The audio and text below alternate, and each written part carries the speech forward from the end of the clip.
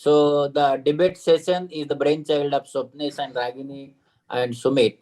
And this in session, there are 5 debates that we are going to discuss. And in that first debate is about the SICS or PECO. And in that the debate, I think the Ragini and Suvira. So both are best friends together, and now they are going to fight what is better. So I want no friendship fight, but facts fight. Though you are friend, so here you will have to fight. Otherwise, we are there to give you the marks, and then we will definitely reward you from the next sessions. Okay. So in the debate, you should be, you can say, give justice to the debate. Okay, not to the friends. And then now the Ragini will go first, or Suvira will go first. Who is going first? Whatever, I'm good. Ragini, Okay, Suvira. Okay, Suvira. Yeah, okay. Sai Dada, so Subi and I are Langoti friends. We studied together for our MS on the terrace of St. George's Hospital. Sai Dada, can you share my screen, please? Yes. Thank you. Also sharing mine. So take it. If he does mine, it's okay. No. Now this is a Ragini. This is Ragini. Suvira, Ragini is going first. Thank you, Dr. Lahane sir, Dr. Keki sir, Dr. Parikshit, Dr. Preetham, Dr. Malik ma'am. Yes, next slide, please. Okay, so they are different. They are both kings, the tiger and the lion. They both rule their own kingdoms and they're different from each other. Next slide, please. So what is the challenge? Sometimes the capsule cannot be seen in a mature cataract. There may be no glow for Rx's. There may be weak zonular support. There is more endothelial damage. There is difficult trenching in some difficult cases in a brown cataract, like a brown cataract, and there's always a risk of PCR. So in a brown cataract, the capsule is not visible. There may be no glow for Rx's. Because it's a heavy cataract, the zonules are weak, or if you push mechanically, there may be subluxation. And it takes a long time to do phacoemulsification. You're using a huge lot of ultrasound energy. Definitely, you're going to cause more endothelial damage. You have to trench the whole nucleus and a big length of it for it to divide. Because if you don't do extensive trenching, the nucleus will not divide. And the pieces will tumble into each other. With all the difficulties of this case, there is an increased risk of PCR. Next slide, please, Sai Dada.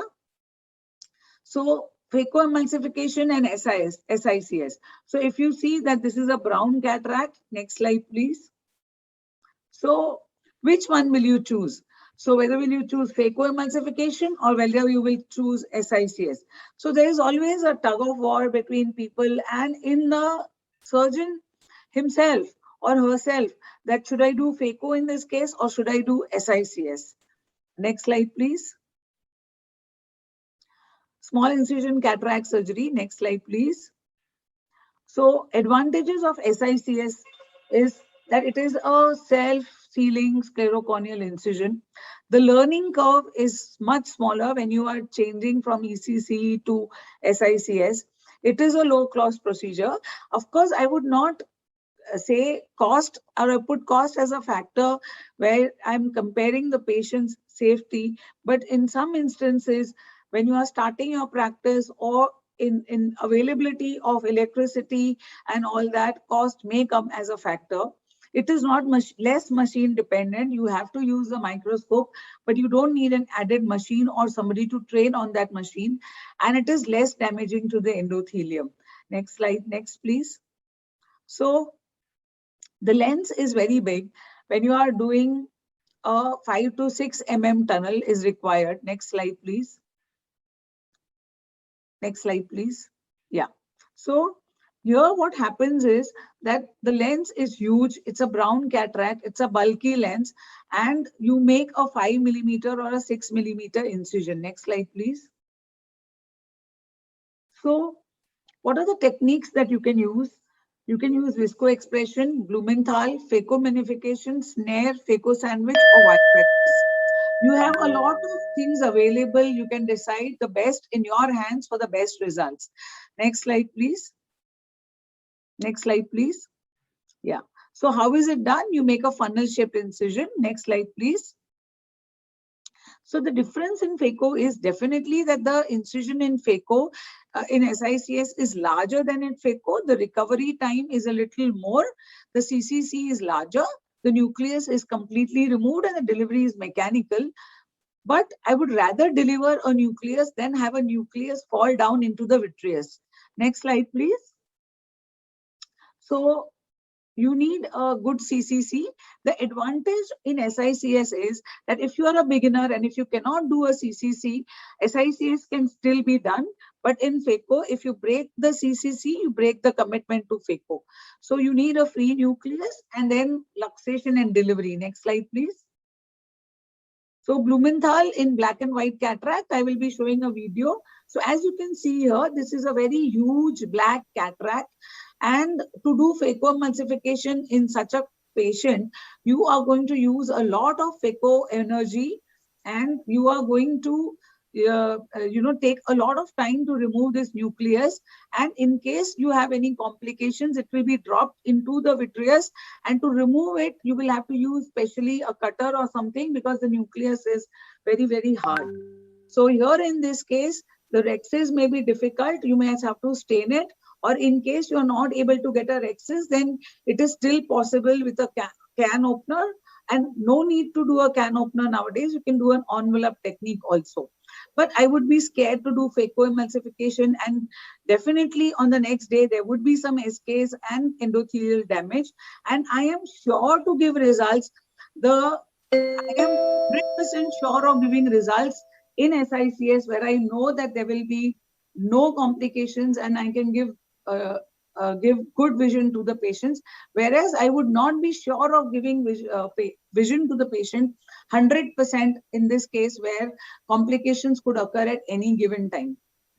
Next slide, please. So next slide. So here, you keep on doing chopping, you take a lot of time, and by the time you are doing chopping, the nucleus gets delivered in SICS. I practice what I preach, and I am doing SICS surgery in the hard cataracts, and that is what I am preaching. I would not advocate phacoemulsification because I believe in safety for the patient. Thank you so much. Suvira, your For the wonderful presentation. talk. Suvira, Thank your you, presentation. Presentation. Ragini, for that. And we have Afternoon, ma'am. Thank you. good afternoon. Sorry for joining a bit late. No problem. Now we will go for the Suvira. Suvira, your talk. No, your Dr. mic is Suvira, off. you're muted, Dr. Suvira. You are muted, Suvira. Suvi, unmute. Suvi, unmute. Yeah, Okay. Sai, I'll present my own paper. I've got it sorted. If the video doesn't play, I'll take your help. Okay. Please share the screen and go ahead. Okay, Suvira, we can see. Presentation mode. Slideshow. Okay, go ahead now. Today, I'd like to express my opinion as to how I would manage a hard brown cataract, given that I have an option of using either phacoemulsification or SICS as my techniques of choice. My choice would, however, be phacoemulsification most definitely, and here's why. In my experience thus far, I've come to realize that these hard cataracts do have significant variable changes as opposed to the softer counterparts. Largely, you're dealing with a larger bulk of nucleus requiring much more cavitational energy. The need for endothelial protection is even higher for the same reason. There is always a possibility of having a thin posterior capsule but a small but significant possibility of having an associated zonular weakness. However, with a little tweaking of our surgical technique itself, most of these things can be overcome. And here's how. One, you could perform a slightly larger rhexis, which now helps you mobilize the nuclear fragments. You need to do a thorough and a complete hydrodissection to ensure the free mobility of the nucleus again. You don't want to cause added stress on the zonules, but ensure that you inject multiple aliquots of fluid as short, sharp jerks to prevent a PC blowout. And finally, you need to also check for the rotation of the nucleus. Now, these are all the basic things that have to be addressed. Let's come to the main matter at hand. How is it that you are going to minimize the cavitational energy delivered into the eye? And also, how are you going to minimize the endothelial damage with this cavitational energy? And here's how you can use phacoemulsification to achieve the same.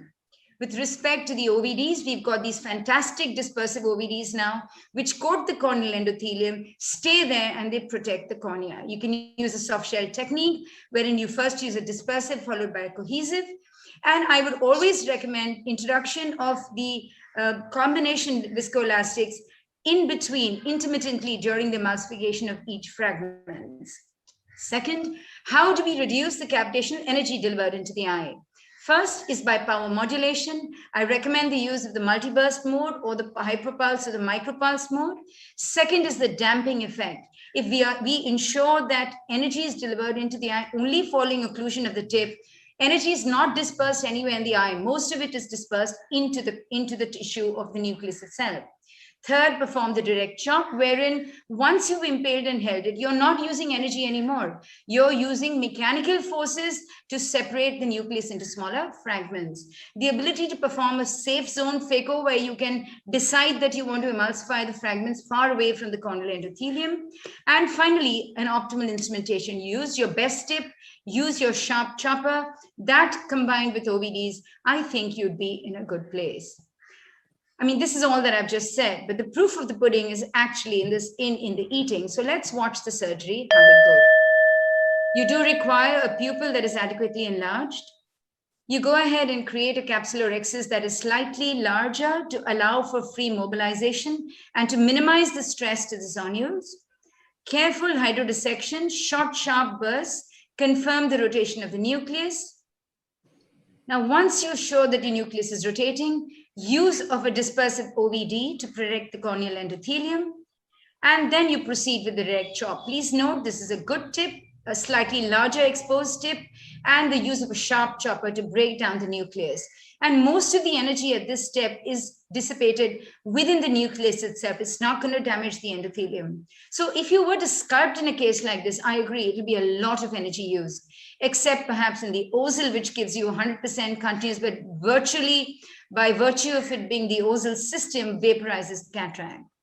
So here you can see that using the direct chop technique, working the central 3 to 4 millimeters, taking advantage of the mechanical separation of the fragments rather than the use of energy to crack it, the use of good instruments, breaking it down into adequate, in fact, more than normal, smaller emulsifiable fragments, confirming the rotation, confirming the breakup of the fragments into tinier fragments, and then finally emulsifying them in the phaco-safe zone, in the deeper zone, and putting viscoelastic intermittently should make management of these harder cataracts with phacoemulsification a fairly safe procedure.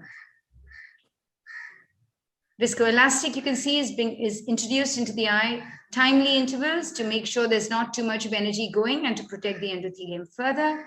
And this, as you can see, is the last fragment of nucleus that is going to be emulsified. With this, I come to the end of my presentation. Thank you very much. Thank you, Suvira. Thank you, sir. Thank you, Ragini. Just stop your sharing.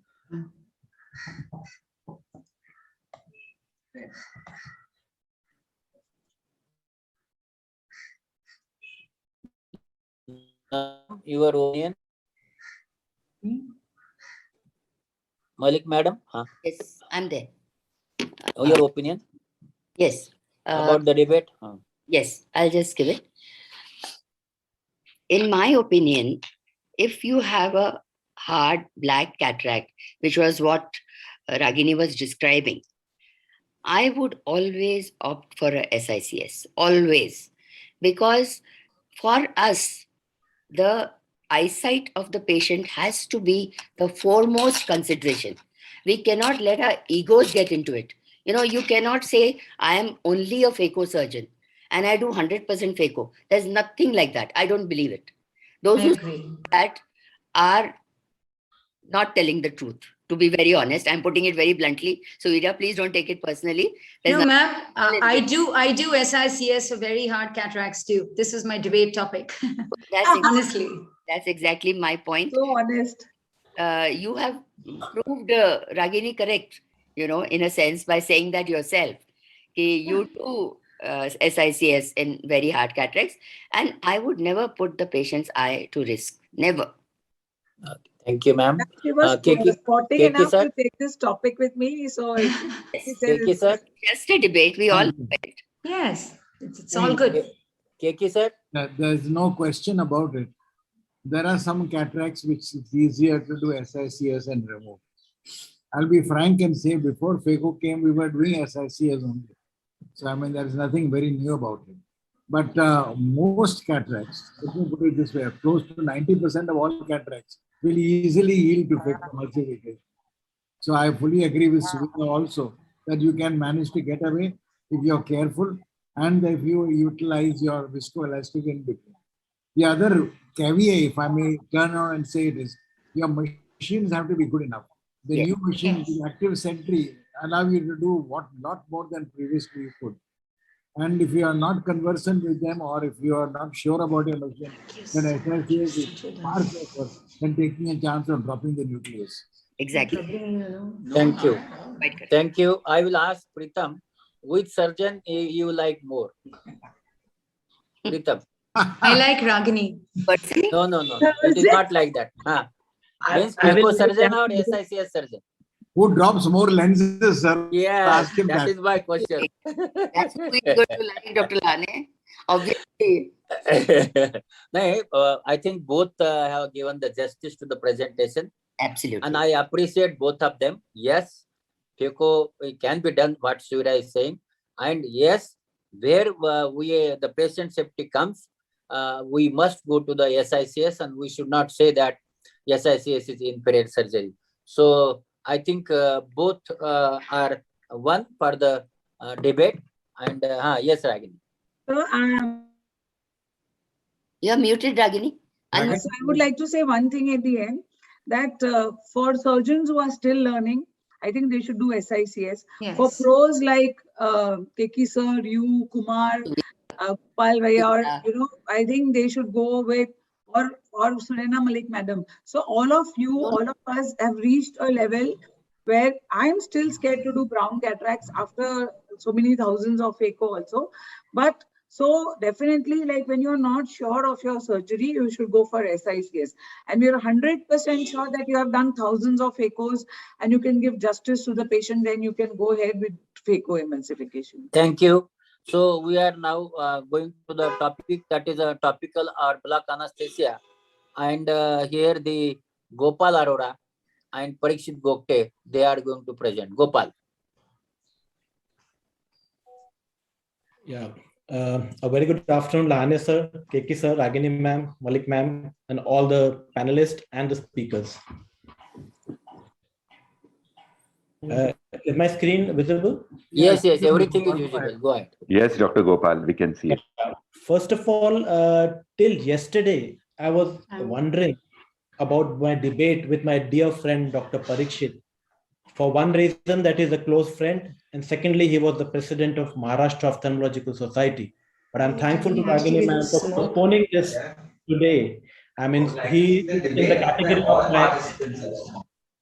category of my past president list. So I can afford to have a debate with him. Yes.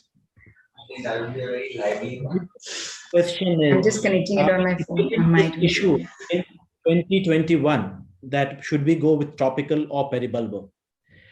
Gone to these olden days when we used to have that retrobulbar with the facial block and the disadvantages of being a blind injection with the potential of causing perforation and hematomas. And similar with the peribulbar, though there was no facial block, but it again was a blind procedure. And as you can see, when we inject the needle looking for the orbital septum, looking for the fat, deviating the needle, making sure that it doesn't damage the optic nerve is the length of things that we need to care about. And then the facial block, if it's a retrobulbar, and applying that pinky ball was another issue. And if we are not successful enough, then these are the pictures that we encounter immediately after we inject the needle in the patient's eye. Yes, everything has to evolve or else it perishes. Sorry for this bad handwriting of mine. Now we started with general anesthesia, which is still existing for the pediatric cases. Then we shifted to the retrobulbar, then the peribulbar, then the parabulbar or the intracameral, and finally to the topical. And of course, Dr. Amar Agrawal does the no anesthesia technique, but topical still remains the gold standard. Well, if the patient is uncooperative, if there are circumstances which demand that we should shift onto, then there are other instances rather than going for the peribulbar. Those are the parabulbar, the subtenons, and the wonderful medications which has come, which use for the intracameral injection, which not only give anesthesia, but also dilatation of the pupil. Now, what all things we need to assess before we take the patient for the topical? When we are doing the slit lamp examination or the applanation tonometry or the immersion of the contact A scan, we can very well assess the patient's cooperation, which is going to give during the intraoperative procedure. Second, when we do the slit lamp, we should also know the grade of the cataract. How much time are we going to deal with, as illustrated by Suvira, that if it's a very hard cataract, we might take some more surgical time and we might have to use the parabulbar or the intracameral injections. Pupil size, is patient on tacrolimus, because there are pupil expanders and dilators. There are no hindrances for topical, but then these are things that we need to assess the patient before we take him up for surgery. Now look at this patient, a one-eye patient. Do you want to make this patient blind for 24 hours by giving this patient patch after doing a peribulbar block? Or expose the patient to the possible retrobulbar hemorrhage, even if it's a very, very, very rare complications, but can we afford to give this to the patient? So why not have topical? We should have a dictum of attempting all topical, but yes, if the circumstances of the patient demands, and we should keep aside our ego and then we can go ahead with the block, rather than going the other way around and doing all peribulbar and once in a while going for a topical. Similarly, I give an example. We started with intracapsular, but do we still do it? Or rather, should we continue doing it? Again, we started with non-foldable, but do we still do it? Similarly, why we need to stick to block when we can actually have a topical? And n number of studies shows that there is no significant difference between these two anesthesia with respect to the intraoperative pain level and the complications. Now look at the advantages. Just put drops in seconds, the effect comes. Faster onset of action, minimal discomfort, immediate post-op, the patient is up. There is no life or sight-threatening complications with peribulbar, and there is full and free ocular movement, the patient is under your control. Most importantly, the state of the eye closely emulates the physiological state of the eye at rest and what the satisfaction patient gets. And this is the most important slide of my presentation. As you can see, it speaks everything about the topical. What I mean to say is, please do not keep your mind as blank as this slide. You should get into the newer techniques if it is better for you and the patient. I know cataract is a disease of the old age, but please do not give such a pathetic look to these patients post-op. Instead, give them beautiful and smart looks. Think. Thank you.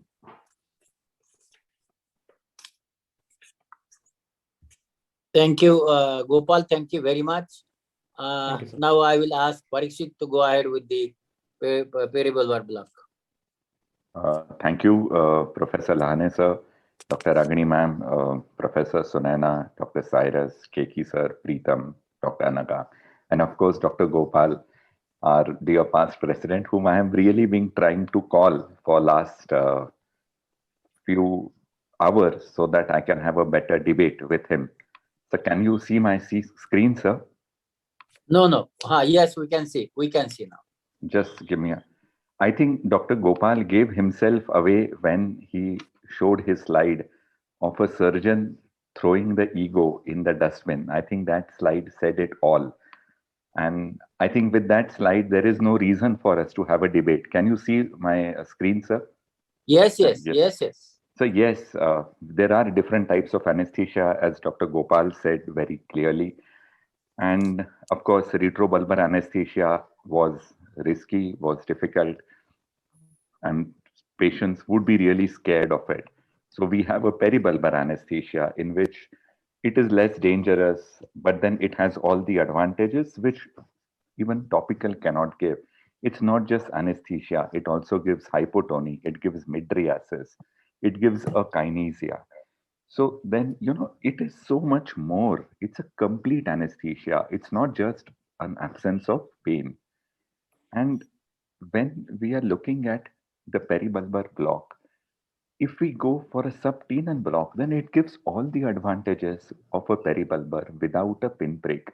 And we do it either superiotemporally or inferonasally, because then the oblique muscles do not come in between.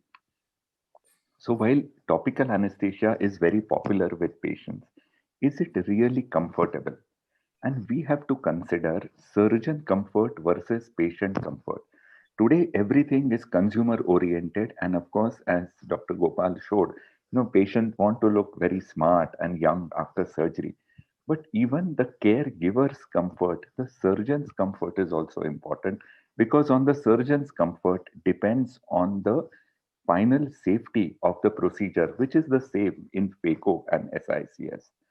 So subtenon has all the advantages, but then even then, some surgeons did not like subtenon anesthesia, as a randomized control trial we had conducted 15 years ago showed.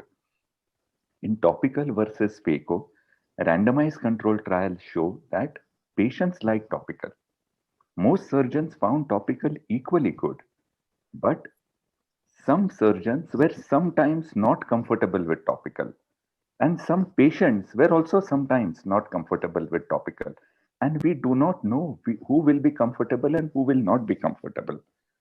So in SICS especially, and cataract surgery in private practice is 90% phaco, but even it's 10% SICS, and a lot of surgery in India is still SICS.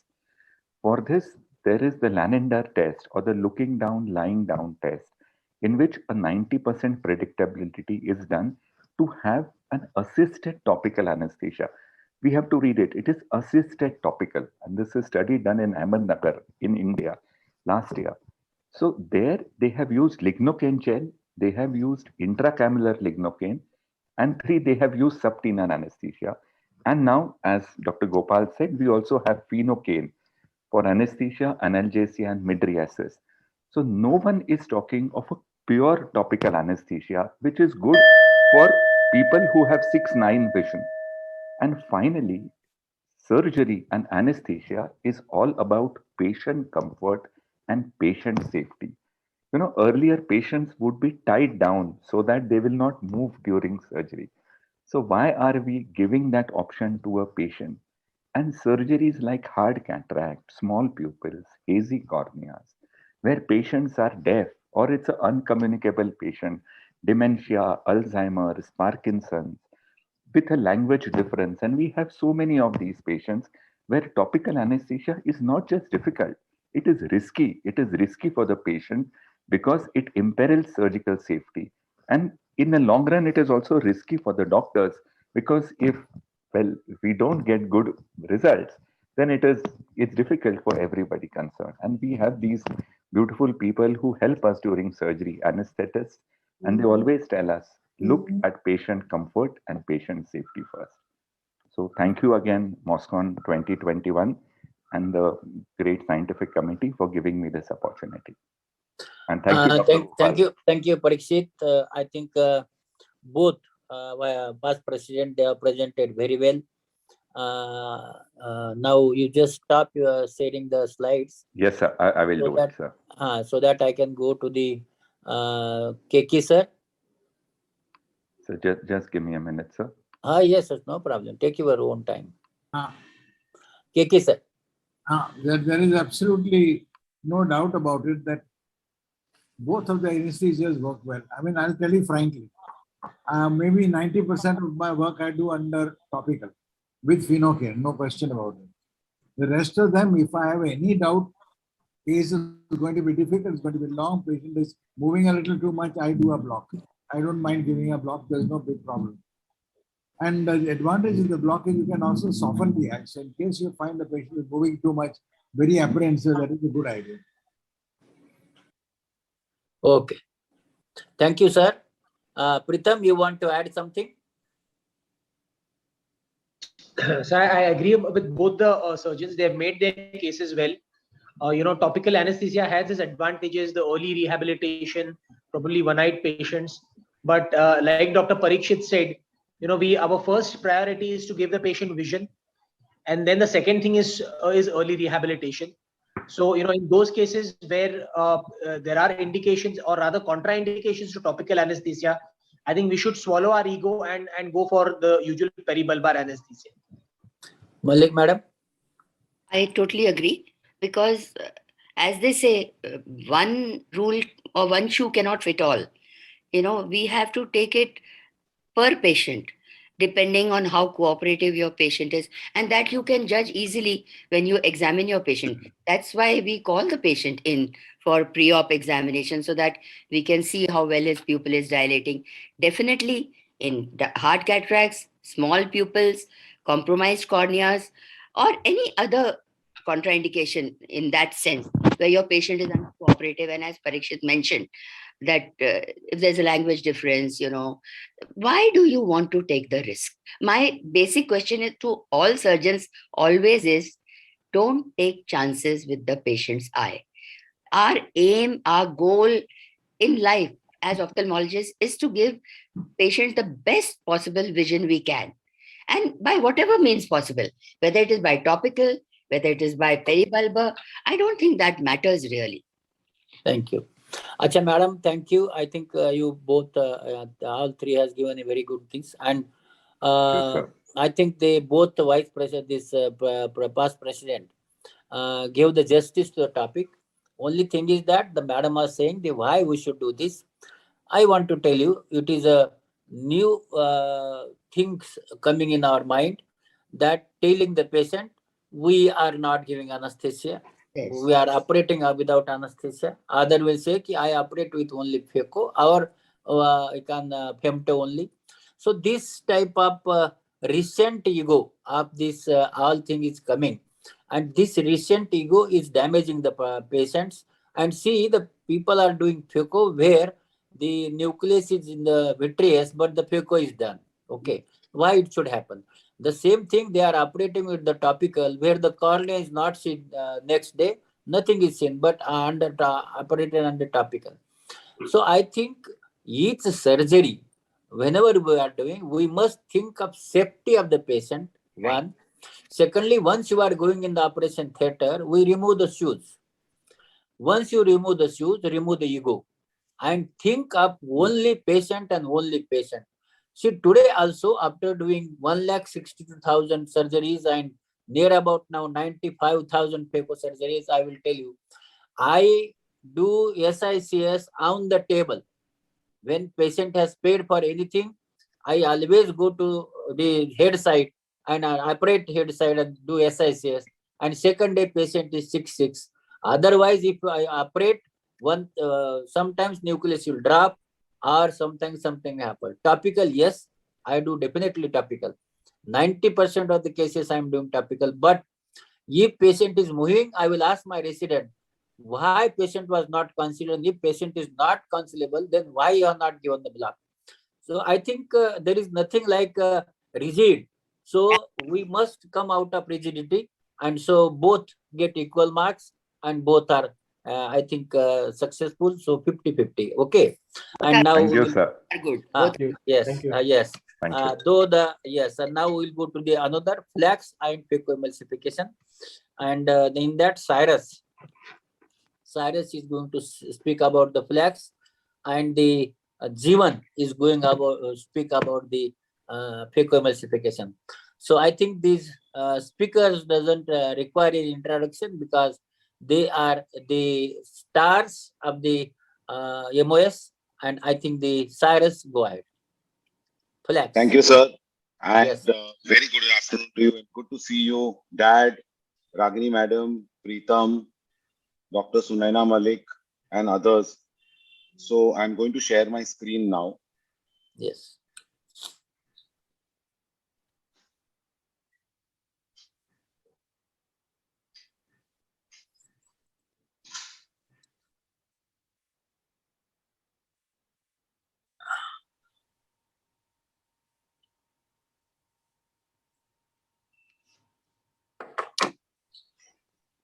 Hmm. I'm just Any trying to problem, share. Cyrus? Cyrus, I'm trying to share it, sir. Otherwise, Huh. sir, we can have Jeevan speak. Jeevan, go ahead. Yes, Jeevan, we can see you.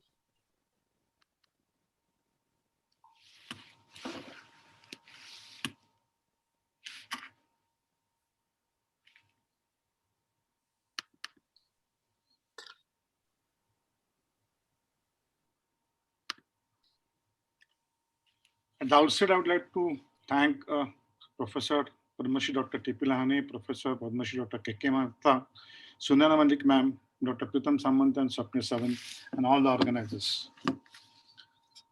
So which is better now, Flax or FACO? Now, this is a study which was done and presented in the Journal of Cataract and Refractive Surgery, that Flax did not yield anything better visual or refractive outcome compared to FACO. Now, if you see the PC tear rate in Flax was 0.7%, FACO 0.4%, vision with log MR was 0.05 and 0.03. Corrected distance visual acuity worse than 5 lines, 1% in Flax and 0.4% in FACO. Biometric reduction almost same, 0.043 and 0.04 diopters in both. Post-op complications were 3.4 with Flax and 2.3% in FACO. This is a meta-analysis which was done with no significant difference between the two groups. The study was done by N. Papaval and published into Ophthalmology. 14,567 eyes were operated. No significant difference between the Flax and FACO as far as the visually important parameters were concerned. But it did show that Flax had a significantly high concentration of prostaglandins inside the eye and significantly higher rate of posterior capsular tear. Now, what does that mean? That means that patient is going to have more inflammation compared to FACO, SICS or ECCS surgery. Compared to all these 4 technologies, Flax definitely had more inflammation.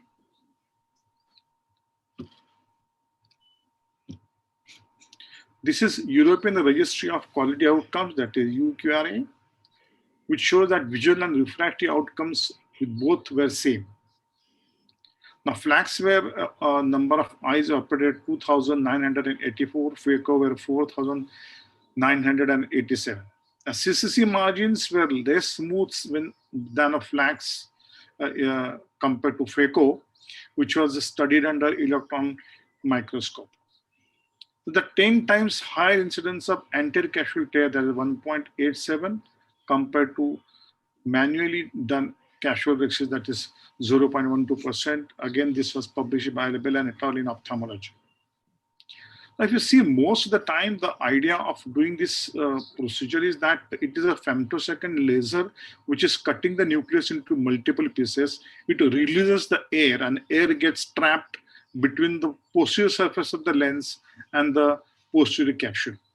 You can tap to bring out the air bubble out, but small air bubbles may not come out. So when you are doing you can say hydrodissection, it may hamper the posterior capsule and cause damage there. Many times the incisions, when we say that we are doing a bladeless cataract surgery, most of the times your incisions may not open, especially the side port and main wound. So eventually you may have to use the blade. Let's see one case. Now, if you see this case, As you can see, preoperatively OCT was done, which did not show any abnormality, and all the parameters were very well accepted. Now we can see here capsule is done well, and we can see that this is an octagon, different 8 different type of species, and the grid pattern which has already been created. As you can see that though I release the air, you can still see there are still air bubbles behind. When we took out the nucleus, we realized that there is a linear tear onto the posterior capsule here, as you can see here. And we were surprised at how it did not cause drop of the nucleus.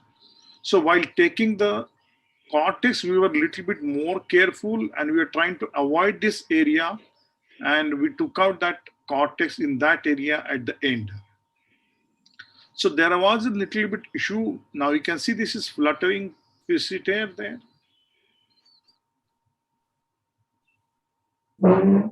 Luckily, we could put the lens inside the bag. But the point is that whenever we are, in spite of having all the parameters going absolutely correct preoperatively, still the femtolaser cut the posterior capsule. So we cannot depend upon the machine totally. Thanks a lot.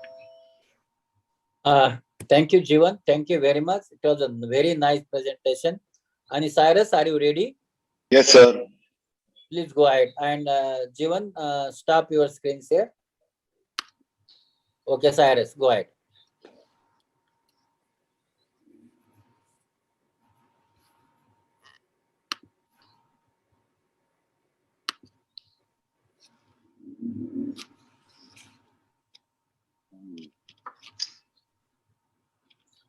Is this a new Apple?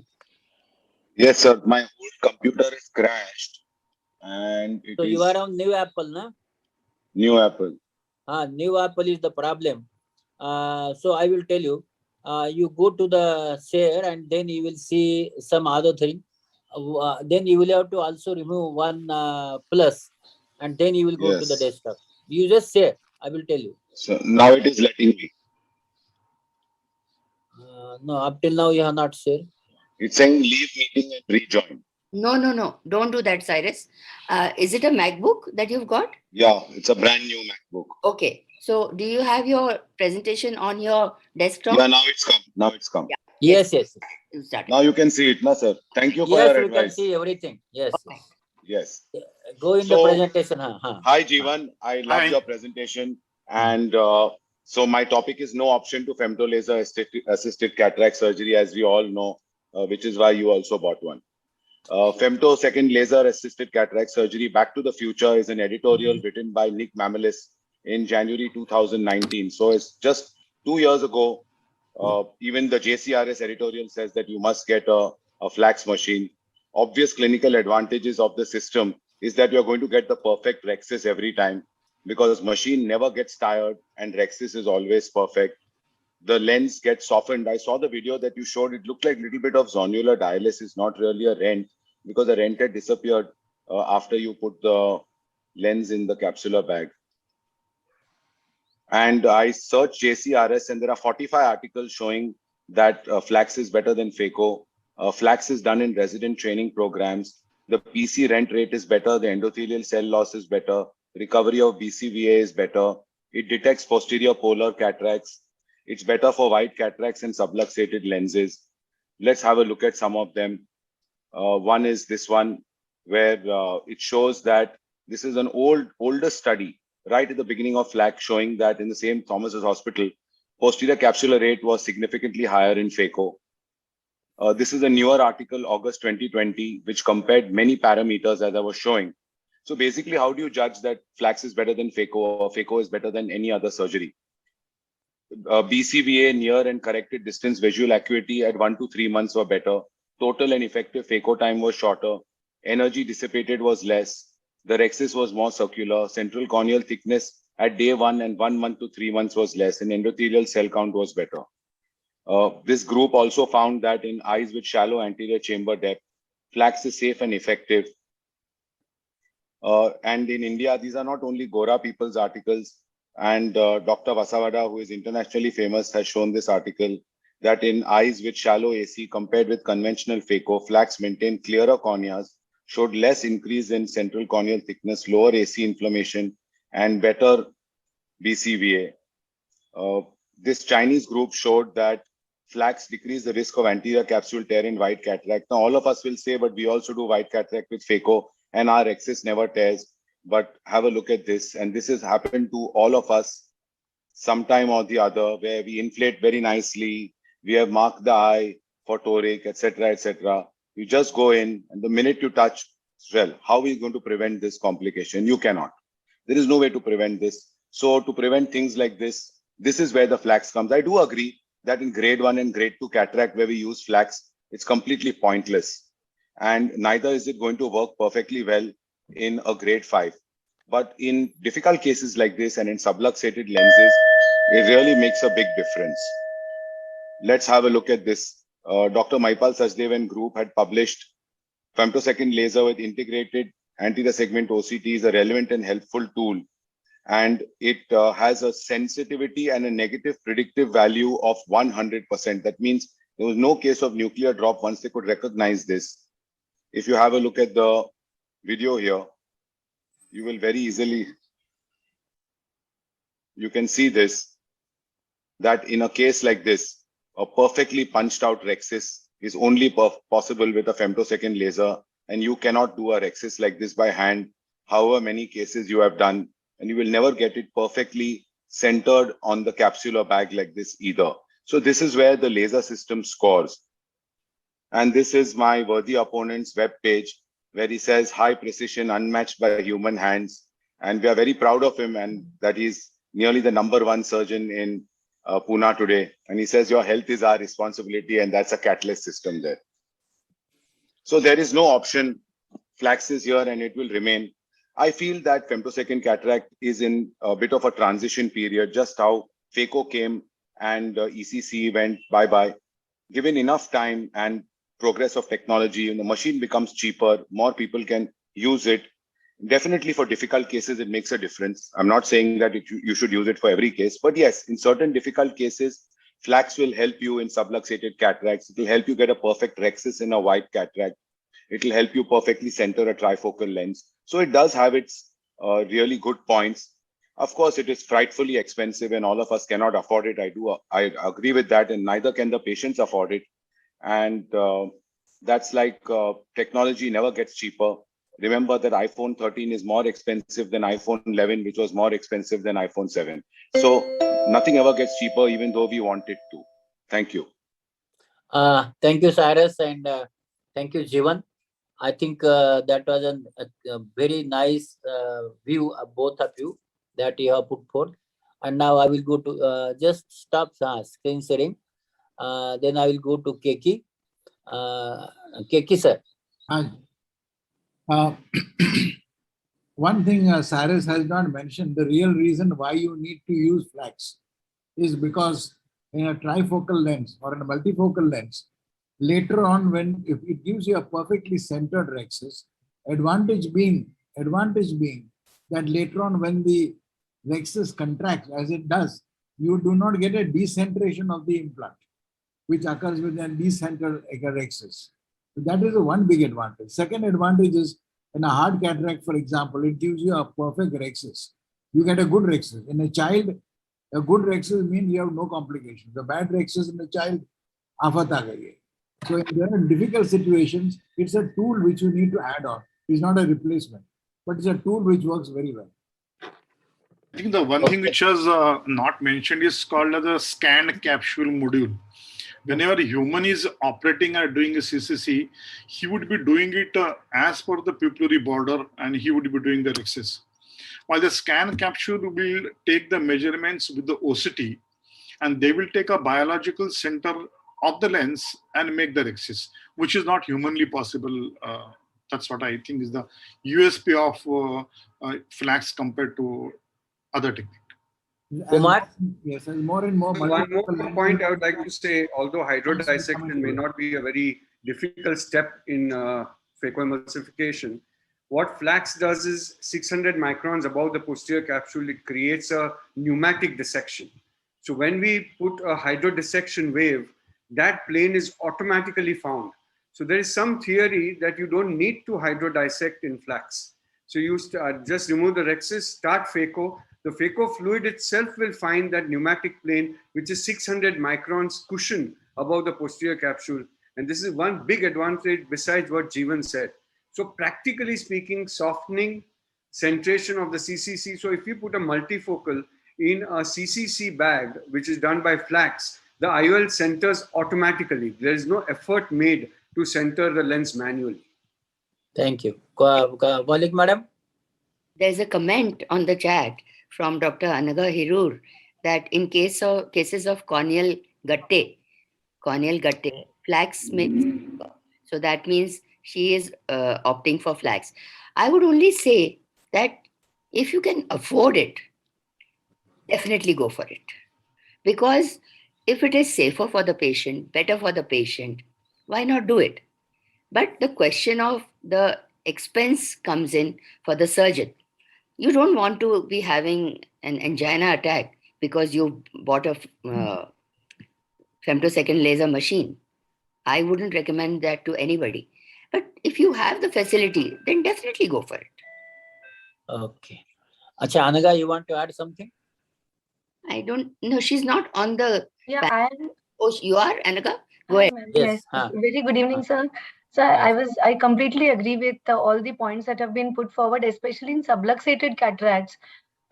It's going to be a very critical point to have a good, well-centered rhexis.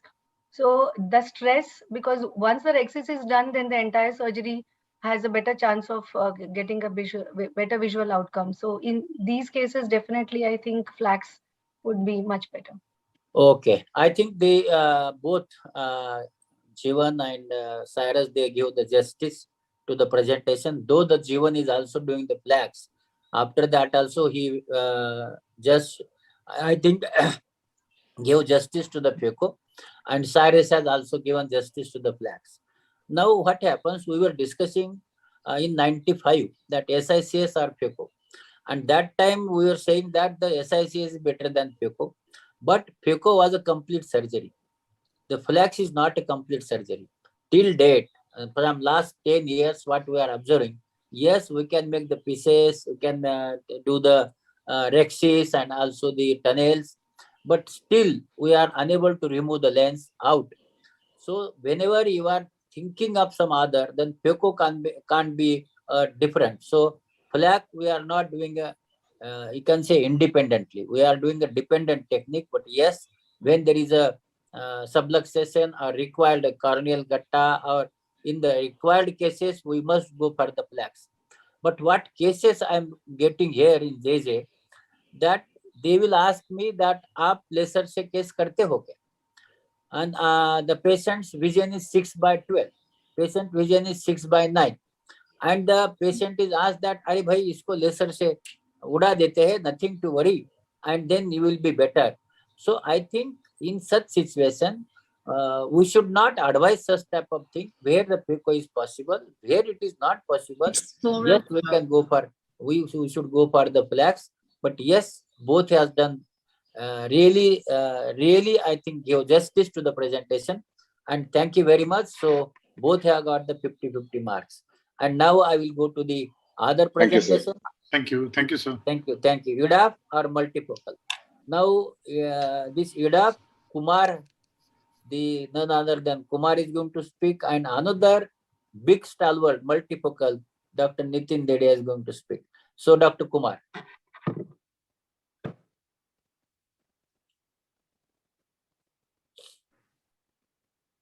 At the onset, I would like to thank Professor Lahane, Dr. Ragini, Scientific Committee Chairman, the whole team of Maharashtra Ophthalmic State, done such a fantastic job in this conference and organized it so well.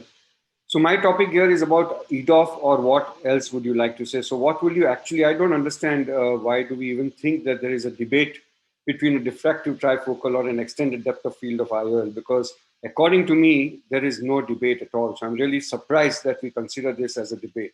So let's look at synergy or trifocals. There is a compromise in terms of quality of vision and glare. The Lucidis is a new EDOF IOL which is there today, and it has no glare and no halos. So as we all know that high quality of vision is more than 20/20. So it's not only good quantum of vision, it's also the quality of vision that we want to give. Enough that we know today about trifocals, that trifocals do have compromised glare, halos, loss of image quality, loss of contrast. This is not my talk, it is documented all over. So we have mild halos. So you can see the grading of mild, moderate to severe halos. So some of them have severe halos. Some of them, even with the Technis multifocal and Technis Symphony, have halos. If there is capsular phimosis, a decentered trifocal IOL, and the patient will be really in trouble. So if you have a decentered EDOF IOL, it just walks like a monophose. This is a decentered IOL, obviously, as you can see, because of the complications. So trifocal basically means compromise in terms of quality of vision. So unhappy patient. So in my own view, cataract surgery, I would prefer Technis Eyhance for my own eye. Let's tell you why. There are no rings in this lens. So it's based on continuous high order aspheric surface. So there are no zones. It's a single piece IOL. And the biggest advantage is the asphericity. So you have distance vision 20/20, no compromise. Improved intermediate vision. There are no rings, no zones, so no dysphotopsia. Correct spherical aberration, so sharp quality vision for distance. And the material is well known, so high quality of contrast, good quality of contrast, no reduction, no scatter, and less low chromatic aberration. So this would definitely be my choice in 4 months. So with Symphony, I've used a lot, done micromonovision, and some patients who have had Symphony do get starburst phenomena, but the new Eyhance has no such problem or very few over there. So would I be using this? So I've used a lots of patients who have undergone LASIK many years back, and I've done Symphony, and patients are very happy. Recently, I've shifted them to Eyhance, and they are very, very happy because no glare, no halos. Yes, they do need a little reading number, no doubt about it. So you can do a mix and match. So you can do Eyhance in the dominant eye, and the Symphony in the non-dominant eye, and keep a target of 0.5. This works very well. A little experience of mine of 125 eyes some 1-2 years back, 89% see 6/9 and 6/6 part, 11%. Add, yes, you need an add of 1.25. They do get excellent intermediate work vision completely. So as I said, means distance vision is compromised. Lots of studies and lots of documentation all over the world where it says that this is an Acrisoft panoptic and it does affect your contrast. Here, there's another study published in 2019 that patients had all the different variety, and this was done by Asia Pacific Ophthalmology Journal and published that time that the patients were very unhappy with the trifocal lenses that they had. So panoptics, trifocals, EDOF, there's one study, again review in 2019, which compared all these lenses, and they said that this EDOF lenses had absolutely no problem at all. So multifocal IOLs, outcomes, complications, and different types of complications, these are also published in data in 2020. So this study was done in 2020. And here they had compared the trifocal model from the Acry-Lisa and the fine vision. And yes, there's enough data to prove that these patients were not very happy. And they underwent all different types of tests, and patients' satisfaction was not very great on the trifocal platform. So this is just one of the conditions where we make sure that the centration is perfect. Go ahead and do a Rexis. And then this is the lens, which is EDOF lens, which is Eyhance made by Johnson & Johnson, no financial. Now, let me show you this lens under the highest possible magnification. Look at the edge, a square edge, and look at the surface, very smooth, no rings, no loss of contrast, no halos, and no problem at all. These patients are very happy doing the routine work on a daily basis, absolutely no issue at all, and the lens just centers in the bag. You can see the Rexis is done by Femto, and this lens just centers automatically. So summary is, who wants night driving problems? Who wants loss of contrast, complementary halos and glare? And if it decenters, you have to remove it. Explant, reimplant, bad luck, the same procedure. So friends, I don't think there's a confusion. The best way to do so, as far as I'm concerned, an ophthalmologist, I'm sorted. Examination of patients, writing prescriptions, make my movies on iPad, no glasses, my mobile, no glasses, my email, no glasses. I'll just take 30 seconds. WhatsApp, no glasses. Photography, eating, playing, instrumentation, no glasses. Driving, no glasses.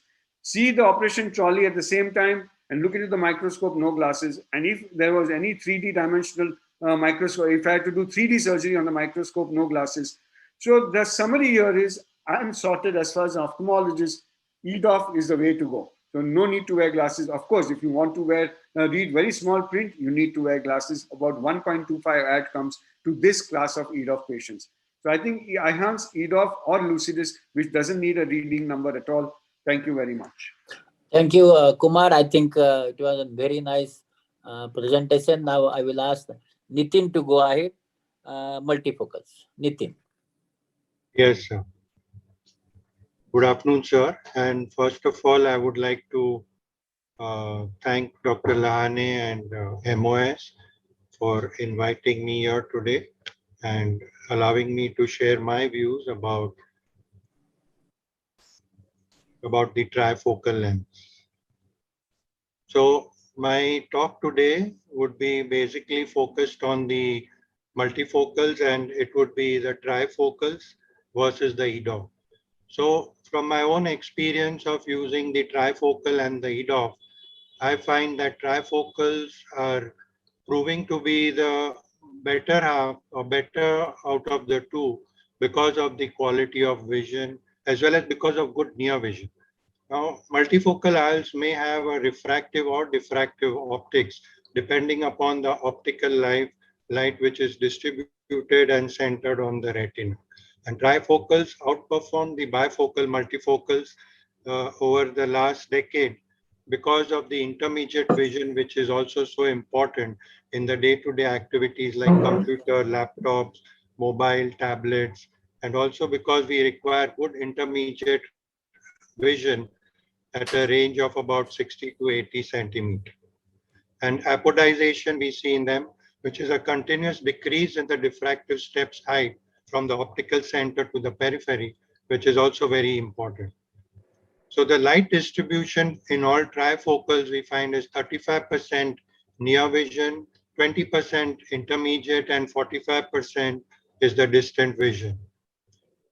Now, starting with the depth of focus, now mixing and matching of the IOLs, which is performed as an off-label fashion to increase the binocular focus, yet we find that trifocals offer the opportunity for full monocular and binocular depth of focus. We know that depth of focus is defined as the range of lens power from 0 defocus to almost up to -3 diopter power, over which the mean acuity is 0.2 logmark, which is more than 20/32. Mix and match and trifocal group have shown longer depth of focus, which is more than 0 to -2.5 in binocular defocus curves. And in monocular defocus curves, also trifocal group had the longest range of defocus from 0.0 to -2.5 in both the dominant as well as the non-dominant eye.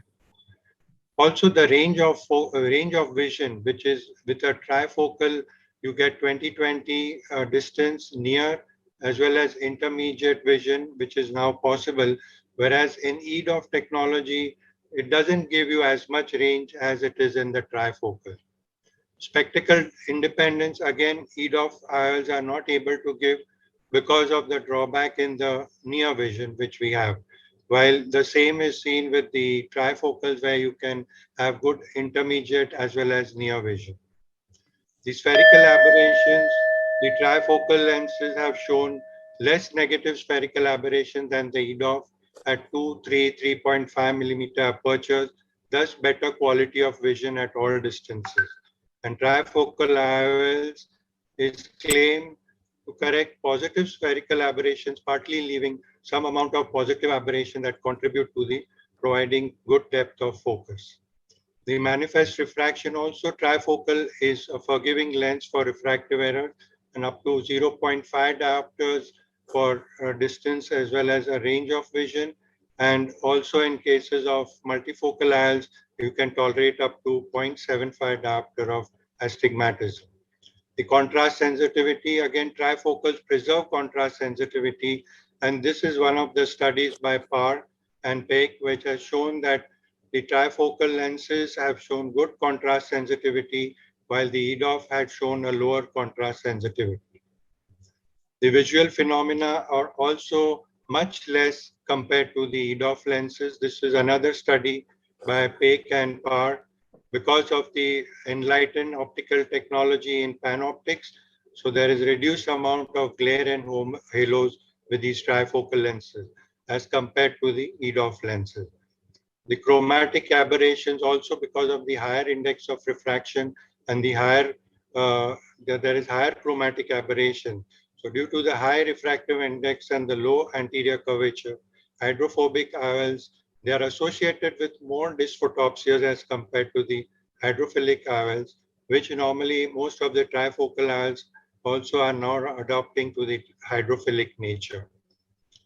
Surround illumination is also less dependent on pupil size, that is the trifocal, as a result of which we find that optimized performance is seen in a wide range of lighting conditions due to low dependence on the pupil size.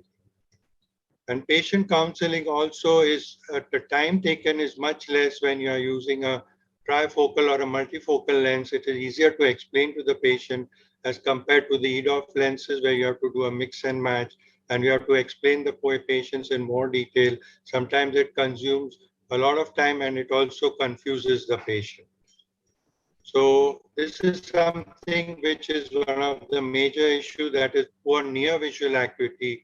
And that is why we feel that to conclude that trifocal lenses give exceptional vision, not only for distance, but also for intermediate as well as near vision, and preserves the contrast sensitivity.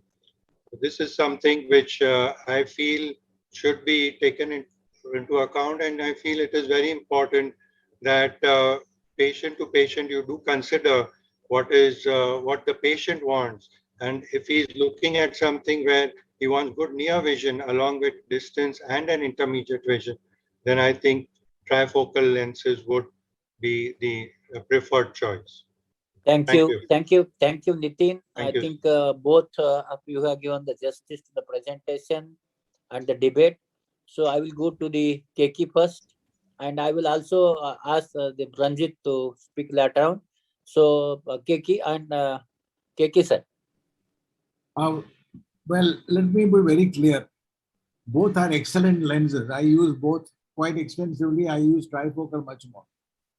It all depends what the patient wants. If the patient is a man who drives, is an outdoorsy man, then he is happy with the EDOF because he gets totally excellent vision for distance with no rings, no glare, no flare. If a person wants to read, then he needs the trifocal lens. The problem is, sir, 1 minute, sir, 1 minute. Sir 1 minute, Nitin आपका जरा ये share बंद करो, Nitin screen share बंद करो. Okay, go ahead. One of the big problems is when a definition of reading nowadays is the ability to read your mobile, and you cannot do that with the EDOF lens. It's just not possible. You need to have a trifocal. But as I've said over and over again, the best instrument you can buy is a counselor. Counseling is most important in all these. If you want happy patients, they have to be counseled. They have to know what they are going to get. And a properly counseled trifocal patient is a happy man, as is an EDOF patient. So both lenses are useful. And EDOF, I think, has come to a point where you no longer should have a monofocal lens. The choice should only be EDOF or trifocal. EDOF gives excellent range. It can be used as a mono, no glare, no flare. Trifocal gives you the advantage. So both have got their place and both really should be adopted in between. Thank you, sir. And Ranjit, you want to ask, you want to add something? Yes, at the risk of being pasted by a lot of the speakers here, there were two questions I wanted to raise. One was about the quality and the second was with reference to counseling. So suppose here, imagine a situation where Dr. Ragini has done an excellent SICS, which is anastigmatic, and she has put in one of the best PMMA lenses from Hanita, and any residual refractive error is corrected bilaterally with a multifocal glass.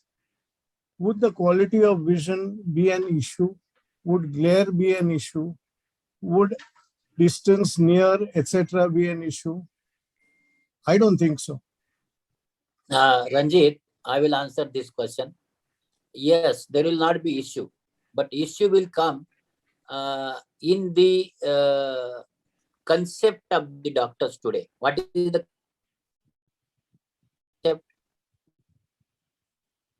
Concept is that you get carried away with the company. No tax. Yes, and because of that, it is happening. Yeah, and because that is happening, so companies are now, I think this is all company driven. And unless and until we go to the science, I think each and every lens, each and every technique has advantages and disadvantages. So we must use the advantages whenever we are doing anything, and we must forget the disadvantages. But what is happening? There are disadvantages, but what we are doing, we are hiding those disadvantages. So you don't do that. Don't hide it. Whatever the disadvantage, whatever the advantage. And if you go with the science, I don't think that Hanita lens with the spectacle is best. No problem. And aphakic glasses were best because till so many centuries we were having the aphakic glasses. So I don't think there is any problem. What the question has asked is. The other point was regarding the counseling, sir. Everybody has emphasized the need for counseling the patient and telling him beforehand what to expect, what not to expect. And counseling has become the main pillar of putting these so-called premium lenses. My humble question is, can we use that time to counsel the patient? Okay, yeah, you can wear glasses after surgery, no problem. At the same time, if you used to counsel the patient, one, Dr. Maniar. Good one, sir. You can use these glasses and there is no problem with that. I mean, see, these are the two issues that keep bothering me. And like I said, मैं गाउटी आदमी है, तो जरा कोई मारना मत. Can I answer that? Can I just add to what? Can I answer that, sir? 1 minute. Can I just say something? Yes. Please, before you answer that. In my own case, when I went for my own cataract surgery, which was almost bilateral with a gap of just 5 days, I specifically told my surgeon that I do not want multifocal lens. And he said, Madam, if you had asked me also to put for you, I would not have put it for you because you're far too active. I drive a lot. And he said, I would not want to take the risk. I said, I'm not asking you to. Just put in a unifocal lens. That's all I want. Both my husband and I have got unifocal lenses put in. We are so happy. I don't mind wearing reading. Who is the brave surgeon who operated you, ma'am? Why? It doesn't take bravery. अरे नहीं ma'am, Malik ma'am की surgery करनी है तो मतलब उसके लिए ऐसा कुछ नहीं है. I don't think. You have to be an ex-army man. No. I just giving a small example.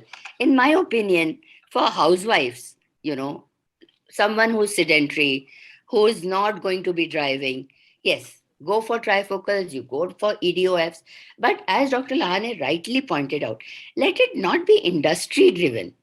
Let us not think of the companies. Think of your patient first. Does he really need that lens? Is he going to be able to afford it? Of course, if he's not going to be able to afford it, you're not going to put it because you're not going to pay for it from your own pocket. It's as simple as that. But does he really need it is the question. That should be answered by all of us. Correct. And what about Ranjit was saying about the counseling? Ranjit, you are very correct. Yes. The counseling is very, very important. But what is happening? There is a competition in the counseling. What is the competition? If I told the person that whenever you are reading, you will have to book, you are reading the book, you may acquire the spectacle. You may not get the 6x6, but you will get the 6x9. The other counselor will tell, नहीं, हमारे पास तो 6x5 होता है. So what is the use of that counseling? So I think we all are the scientists, and after that also, why we are doing such type of competition? So whatever is our share, it is going to come. And I think today, doctors are accepted now in the population again. So we are having the good days now. Now we should not compete each other. And counseling should be same anywhere he goes. And I will tell you another thing. Up till now, in near about 27 years in JJ, not a single person has gone in court of law when so many cases come to us, because we counsel them properly. So you counsel them properly, nothing goes wrong. So counseling is very, I think that is also a very correct way, but both has kept I think the presentation was very good, gave the justice, and this both are the stalwarts. So I salute both of them, and both are having the equal marks, 50-50. And now I will go to the last, that is the LRI or the toric. So Ritika is there. Yes, sir. Dr. Good evening, sir. So Ritika, Femto LRI. Ritika, welcome. Thank you very much, sir. Is my screen visible? Yeah, Yes, Ritika, yes, it's yes, online. All good. Thank you. And at the onset, I'd like to thank Dr. Lahane sir, Dr. Ragini ma'am, and the team at MOS for the kind invitation. I'd like to just share some practical realities which really sum up the advantage that the Femto AK offers to us. Of course, we are all lucky to be born in an era and that we can give the patients the best of IOL technologies. But when you're dealing with a patient who's coming to you for cataract surgery, nearly 90% of them have astigmatism less than 2 diopters. 60% have astigmatism less than 1 diopter, and nearly 30% have astigmatism between 1 to 2 diopters. It is only 10% who have astigmatism more than 2 diopters, and only 4.5% who have astigmatism more than 3 diopters when they come to you for cataract surgery. This is a study in the Indian population. Very similar figures have also been reported from the United States, where 40% really have astigmatism beyond 1.5 diopters. A clinical survey done by the ASCRS showed that only 10 to 9% patients were getting a toric IOL. And even if cost was not an issue and they could get fully reimbursed, only 12% of 43% of the eligible population, 12 of the 43 was being implanted with a toric IOL. So really our expectation is that we will be treating all our patients to get astigmatically neutral outcomes and give them near zero astigmatism. But is it as a smooth a breeze as it is made out to be? What we have practically seen is this is what doctors are doing to toric IOLs in low diopters. And that, mind you, is 90% of your patient base. Doctors have some sort of an escapism to dealing with toric IOLs in low diopters. This is a survey we did for 100 doctors. None of them were willing to go for a toric IOL less than 1 diopter, which is understood. 1 to 1.5 diopters was 10% was the willingness to put in a toric IOL. 1.5 to 2 diopters, the willingness increased to about 30% plus. And greater than 2 diopters is where most of the doctors tilted towards toric IOL. So we have a great technology in toric IOL, but we are restricting it to only 9% of the patient base. This is a study published recently, which says that if you use the Femto AK versus the toric IOL, results are absolutely comparable till up to 3 diopters. It's only greater than 4 diopters, which is extreme astigmatism, that the toric IOL really scores. So we are routinely using the Femto laser-assisted refractive cataract surgery to do not only the capsular, do the lens fragmentation. I'll just show you that now the Femto has the cyclotorsion element also. You can integrate it with the Varion and you can just put in 2 beautiful arc segments to correct astigmatism of 1 diopter, 1.2, 1.3, 1.5, which is majority of your patients and which majority of the doctors are not opting for toric IOL. So this is how the Femto works. This, of course, is the LensX. You can do a cyclotorsion adjustment. You can link it to the Varion to make it as error-free. So the depth is, we put it about 85%. It's pre-programmed at the depth and the diameter, making it very easy to develop a normogram and standardize the procedure. The OCT comes in and you see that after the fragmentation is done, this is the incision, and you will have a less than 10-second procedure being done to create these femto AKs. So this is a case of phacomorphic glaucoma. Now, this patient has astigmatism of nearly 1.2 diopters. And how many of us can really predict that we'll do a perfect rhexis and will want a toric IOL implanted in a phacomorphic glaucoma? So you have the flexibility with the femto procedure. As the OCT comes in, you will see that this is the AK that we are fashioning here. You see this is a large, bulky lens. And it's sometimes not easy to put in a toric IOL, which requires a good centered rhexis. You see the boom, but we will be still correcting the astigmatism and giving this patient a good outcome. We are using the incision and an opposite side AK to correct the astigmatism in this patient. This is the consistency of the incision. It really is at the depth that you plan it. We have constantly been using this. It's our preferred modality for astigmatism, about less than 1.25 to 1.5. In our early cases, we did the undercorrection, but now with the normogram correction, we see that there is quite a stable result with not much regression over 6 months, and normogram modification and cyclotorsion compensation has definitely enhanced this. Another useful thing is when you use it with premium IOL, upgrading to a trifocal or a multifocal toric is actually double the counseling and double the pressure. And often they have astigmatism less than 1 to 1.5, which ideally in a premium IOL must be corrected. So you can create these AKs. You may not even choose to open them. And you may open them not on the table, but even later on the slit lamp, depending on the refractive outcome. So I'd just like to end that though toric IOLs are a great tool in our armamentarium, 90% of our patients can benefit from a simple, easy, flexible 10-second procedure of the femto AK. Thank you for your attention.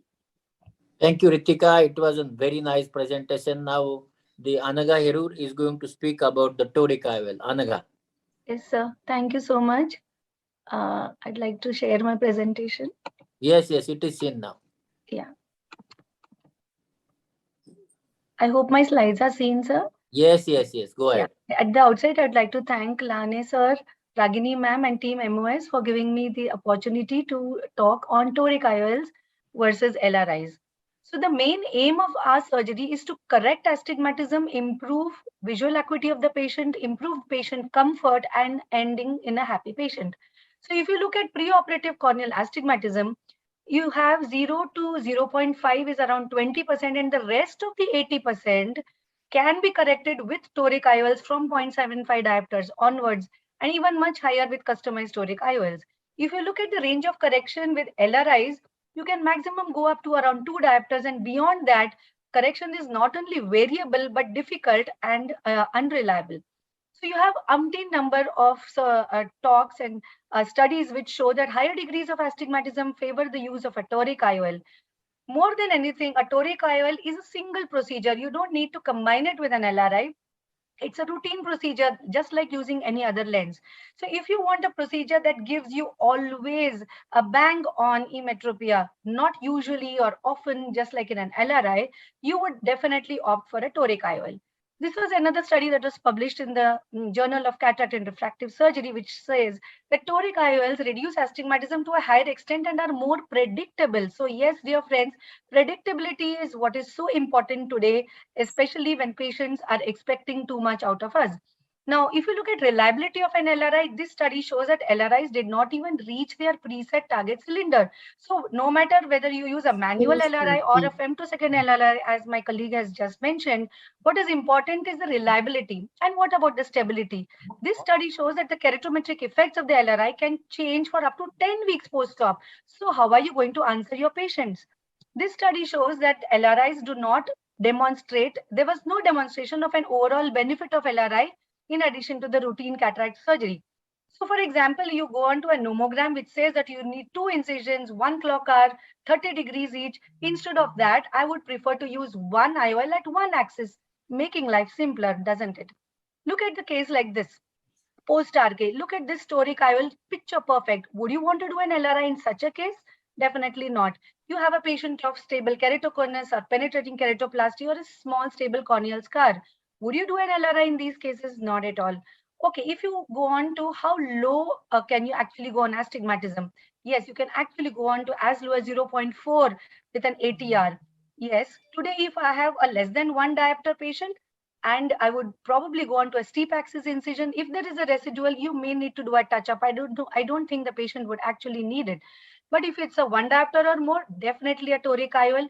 If at all there is a residual, you can either rotate the IOL or do an IOL exchange. Now, can you undo an LRI? If you have an undercorrection, you may extend, but would it be predictable? I don't think so. If there's an overcorrection, you can't do anything about it. Whereas with a toric IOL, you can reposition it in case of a misalignment. A lot of factors can affect results of LRIs: corneal biomechanics, variable corneal thickness, limbus size. The patient could have a lot of discomfort. So the patients are maybe 6, 6 and 6, but he'll keep complaining about a foreign body sensation. You're increasing dryness in the patient. You spoke about femtosecond LRI, ma'am.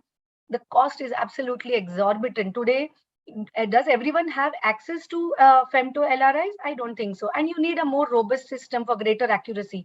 Even with the catalyst system that we are using today, we still need to mark them before you can even think of cyclotorsion. If you look at economic factors, definitely you have even Indian IOLs, which are fantastic and give excellent results. So cost is an absolute non-issue. You also have today access to newer techniques like eye trace, markerless systems, intraoperative wavefront aberrometry to get better visual outcomes. This study showed that even in that sub 2 diopter astigmatism that you were mentioning, the reduction in the toric IOL group is much, much better than in the PCRI group. Again, another study which showed that the statistically significant reduction is much better in the toric IOL group. Another study which showed that toric IOL implantation was more effective and predictable, giving better spectacle independence. This was a Cochrane review which showed that toric IOLs have a better chance and good outcome with respect to astigmatism. So if you're looking at a premium surgery, a premium patient, you can combine it with a multifocal. So a single lens will do all your job. It's a premium lens, markerless system. You are giving the patient rapid visual rehabilitation with no compromise.